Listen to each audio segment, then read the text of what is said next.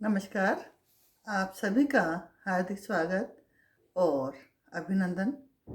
आज के इस बौद्धिक सत्र में हम पढ़ेंगे दाग धब्बों के बारे में।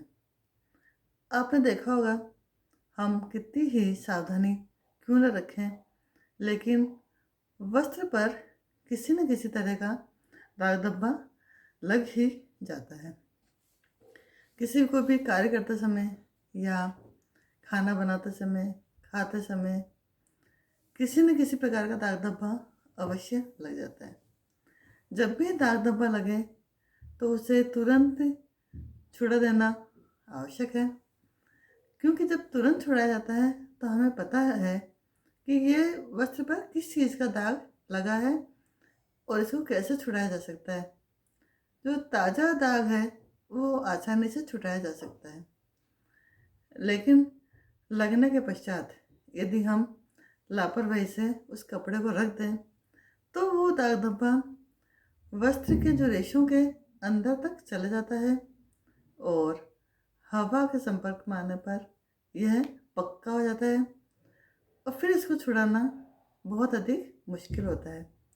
और यदि हम वस्त्र को समेट कर या घड़ी करके रख दें तो यह धब्बा वस्त्र की सारी सतहों पर चले जाता है, जिसको कि छुड़ाना और अधिक मुश्किल हो जाता है। अतः जहाँ तक कोशिश हो, ताज़ा धब्बे को ही छुड़ाया जाए।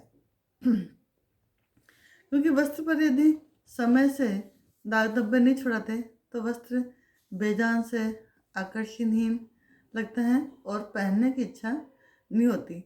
और कई बार उन धब्बों में से अजीब सी गंध भी आती है, जो कि हमें अच्छा नहीं लगता। दाग धब्बे चाहे कितने भी पुराना हो अथवा नए, इन्हें तुरंत छुड़ाना आवश्यक है। अधिकांश दाग धब्बे तो साधारण विधि से छूट जाते हैं। जैसे यदि ताज़ा दाग धब्बा है तो वो गर्म पानी या ठंडा पानी या साबुन से भी छूट जाता है। लेकिन जब पुराना है तो उसमें अम्लीय या क्षारीय प्रतिकर्मकों का प्रयोग करना होता है।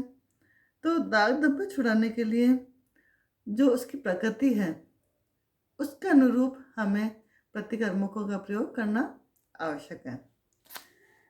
चाय, कॉफ़ी, हल्दी, तेल, सब्जी, फल, ये दाग धब्बे आसानी से घरेलू विधि से ही छूट जाते हैं, जबकि वार्निश, स्याही, nail polish, boot polish, lipstick आदि के दाग धब्बों को छुड़ाने के लिए विशिष्ट प्रतिकर्मकों का प्रयोग किया जाता है।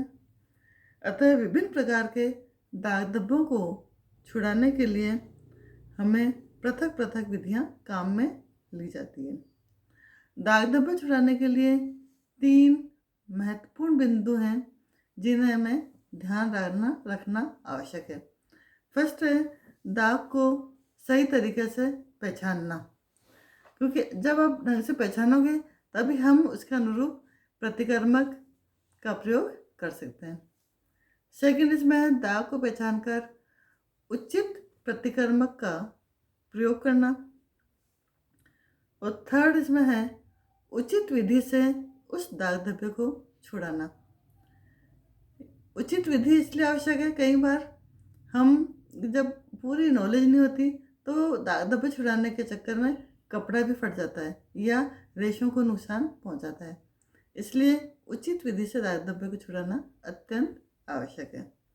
अब पढ़ेंगे दाग धब्बों के वर्ग या दाग धब्बों के प्रकार, टाइप्स ऑफ स्टेन। वस्त्र पर लगे दाग धब्बों को प्रकृति के अनुसार इन्हें निम्नलिखित वर्गों में बांटा गया है। फर्स्ट हम पढ़ेंगे वनस्पतिक दाग। वनस्पतिक दाग, जैसे कि नाम से ही लग रहा है कि इसका स्रोत वनस्पतिक होता है, जैसे चाय, कॉफ़ी, सब्जी, शहद, फल, हल्दी, अदरक आदि के दाग धब्बे इस श्रेणी के अंतर्गत आते हैं। ये सभी दाग धब्बे अम्लीय प्रकृति के होते हैं, अतः उनको छुड़ाने के लिए क्षारीय प्रतिक्रमों का प्रयोग किया जाता है। वनस्पतिक धब्बों के बाद आते हैं प्राणिज धब्बे। प्राणिज धब्बों के अंतर्गत आता है दूध, अंडा, रक्त, मांस, दही आदि के दाग धब्बे।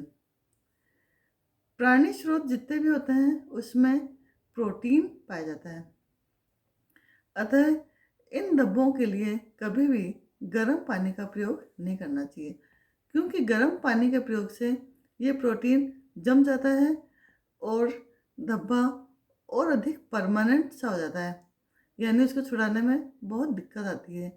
इसीलिए प्राणी धब्बों के लिए हमेशा ठंडे पानी का प्रयोग करना चाहिए।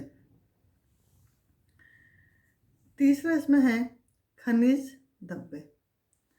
इस प्रकार के दाग धब्बों में खनिज तत्वों की प्रमुखता रहती है। इस खनिज तत्वों के साथ साथ रंग भी होते हैं। इसके अंतर्गत आता है जंग, स्याही और औषधि के धब्बे।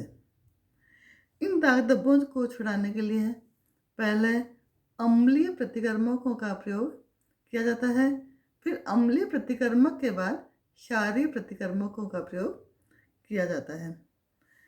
जिस खनिज का धब्बा लगा है उसके अनुसार इसमें प्रतिक्रमक का प्रयोग किया जाता है।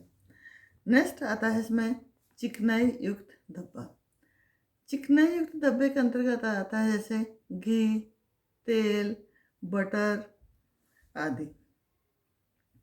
इनको छुड़ाने के लिए घोलक, वसा घोलक या अवशोषक का प्रयोग किया जाता है। घोलक यानी जो अपने में इस डब्बे को घोल ले, जैसे पेट्रोल, तारपीन का तेल, और अवशोषक जैसे टैल्कम पाउडर, फ्रेंच चॉक या घर में बेसन, आटा, ये सब। तो या तो चिकनाई घोलक या चिकनाई अवशोषक का प्रयोग इसके लिए किया जाता है। नेक्स्ट है रंग के धब्बे। रंग भिन्न भिन्न प्रकृति के होते हैं, जैसे अम्लीय रंग, क्षारीय रंग, वेट रंग, नेपथोल आदि। कुछ अम्लीय रंग, कुछ क्षारीय रंग का ज़्यादा प्रयोग किया जाता है। अतः रंग के छुड़ाने से पूर्व रंग की प्रकृति को जान लेना आवश्यक है। रंगों की प्रकृति के अनुसार हमें प्रतिक्रमक का प्रयोग करना चाहिए। नेक्स्ट आता है पसीने का दाग। यह भी मानव प्रदत्त दाग है, लेकिन फिर भी इसको प्राणी दाग के अंतर्गत नहीं गिना जाता, क्योंकि पसीने के दाग में प्रोटीन नहीं पाया जाता। इसलिए इस दाग को अलग से श्रेणी में रखा गया है। पसीने के दाग व्यक्ति से व्यक्ति पर निर्भर करते हैं, अम्लीय भी हो सकते हैं और क्षारीय भी हो सकते हैं। इसके लिए अमोनिया का प्रयोग किया जाता है। नेक्स्ट है घास के धब्बे। घास के अंदर क्लोरोफिल पाया जाता है, इसलिए इसको भी वानस्पतिक दाग धब्बों से अलग रखा गया है। और इसी में नेक्स्ट आता है झुलसने के दाग। कई बार चाहे अनजाने में जब हम कपड़ों पर गरम प्रेस करते हैं तो वस्त्र पर काले काले से झुलसने के निशान हो जाते हैं। इसी को हम कहते हैं झुलसने के धब्बे। इन्हें छुड़ाने के लिए वस्त्र को ठंडे पानी से धोकर धूप में सुखाया जाता है, ताकि जो ब्राउन या ब्लैक जो कलर आता है वो हट जाए। और इसके लिए अमोनिया का घोल भी प्रयोग किया जाता है। नेक्स्ट आता है पेंट और वार्निश के धब्बे। रंग के दाग, पेंट एवं वार्निश के दाग अलग होते हैं, इसलिए इनको रंग के दाग से अलग वर्ग में डाला गया है। इसको छुड़ाने के लिए भी वसा घोलक पदार्थों का प्रयोग किया जाता है। नेक्स्ट लास्ट है अज्ञात धब्बे। कई बार धब्बा तो लग जाता है, लेकिन हमें पता नहीं लगता कि ये पर्टिकुलर किस चीज़ का धब्बा है। जैसे धब्बा लग गया और हम उस कपड़े को रखकर हमने रख दिया, काफ़ी टाइम बाद देखते हैं तो बिल्कुल पहचानने में नहीं आता किस चीज़ का धब्बा है, तो उसे हम कहते हैं अज्ञात धब्बा। अज्ञात धब्बे को लिए विशेष विधियों का प्रयोग किया जाता है ताकि धब्बा छूट जाए। अब हम पढ़ेंगे दाग को कैसे पहचाना जाए। जो भी धब्बा लगा उसको कैसे पहचाना जाए। उसके मुख्यतः 3 विधियां हैं। फर्स्ट है देखकर। कुछ दाग धब्बों को केवल हम देखकर भी पहचान सकते हैं, जैसे शाई का दाग। शाई का दाग डलते ही जहाँ डलता है वहाँ डार्क कलर का होता है और चारों तरफ फैला रहता है, वहाँ थोड़ा सा हल्का कलर का होता है और अनियमित तरह से फैला जाता है, तो उसको हम देखकर पहचान सकते हैं। ऐसे ही नेल पॉलिश का दाग यदि है तो वस्त्र की सतह पर एक मोटी परत सा बना देता है, तो उसको हम देखकर आसानी से पहचान सकते हैं। काजल का धब्बा है तो काला रंग का होता है और दोनों तरफ से दिखाई नहीं देता, वो केवल वस्त्र की ऊपरी सतह भी दिखाई देता है, तो उसे हम आसानी से पहचान सकते हैं। तो कई धब्बों को हम देखकर पहचानते हैं। ऐसे ही सूंघकर भी हम धब्बों को पहचान सकते हैं। जैसे काजल और बूट पॉलिश दोनों के धब्बे काले होते हैं, लेकिन बूट पॉलिश के धब्बे को यदि सूंघें तो उसमें तीव्र गंध आती है, जबकि काजल वाले में गंध नहीं आती, तो इसे हम आसानी से पहचान सकते हैं।